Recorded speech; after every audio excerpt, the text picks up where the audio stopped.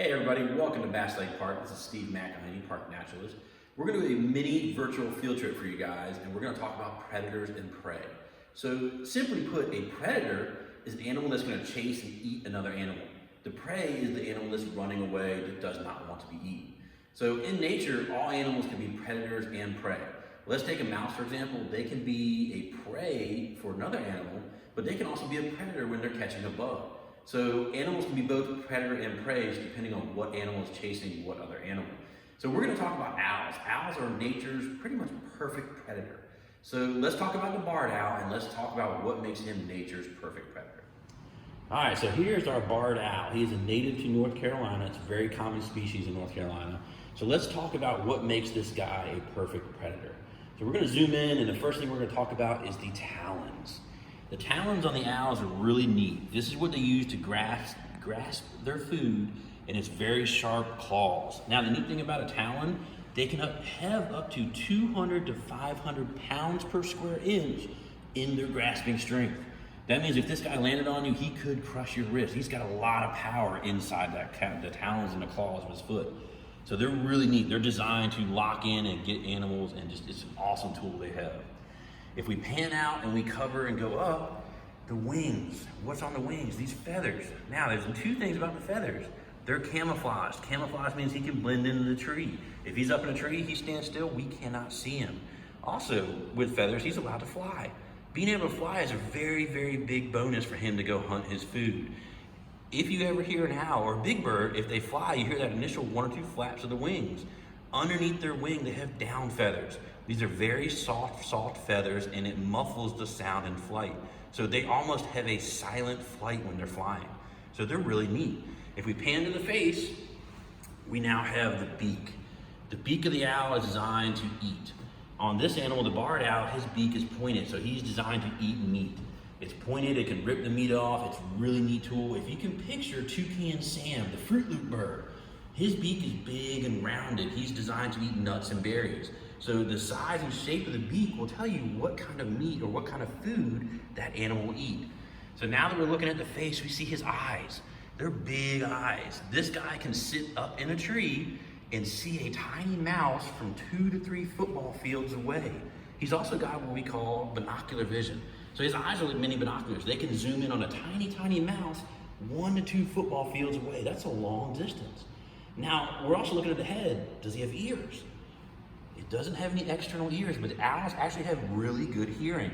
If you notice the circular pattern of the feathers around his eyes, those feathers will actually funnel sounds down to the owl's ear. And it's literally a hole in the side of his head, but those circular pattern of feathers will help funnel the sound down to the ear.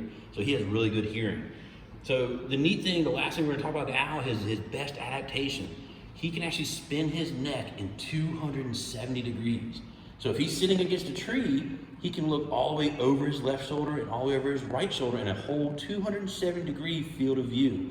Now, this is pretty neat. If you look over your left shoulder, your head cannot spin or cannot turn over your shoulder. If you're an owl, you can go past your shoulder. They have a really neat adaptation to spin that neck all the way around. So all these factors together combined make this guy a perfect predator. He's got the flight, the talons, the ears, the beaks, the eyes. He's just designed to be a perfect predator. All right, so we talked about the barred owl and what makes him a neat predator. But we're also going to talk about how he eats his prey.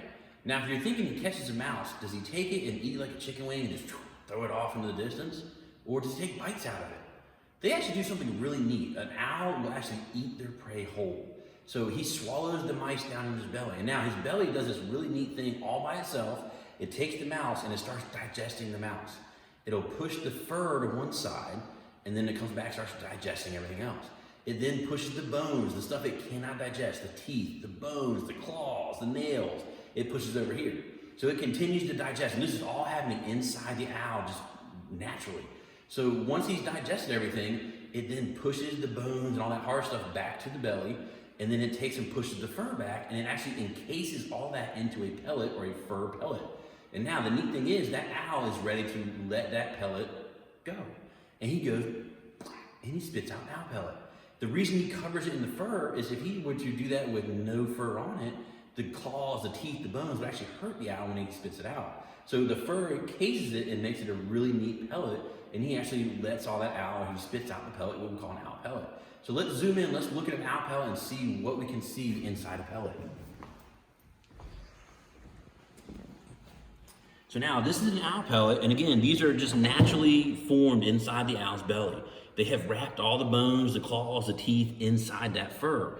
Now, when we get these, we actually order these, they're treated, they're sterilized, they're baked, so there's no germs on them. So these are really neat. You can actually dissect these and see what is actually inside the pellet or what that owl has eaten. So if we pan over, we can see what we've opened up in a pellet, and inside this pellet, we can see claws, we can see bones, there's a jawbone, a beak. It looks like he ate a vole or a mole, a mouse-type animal.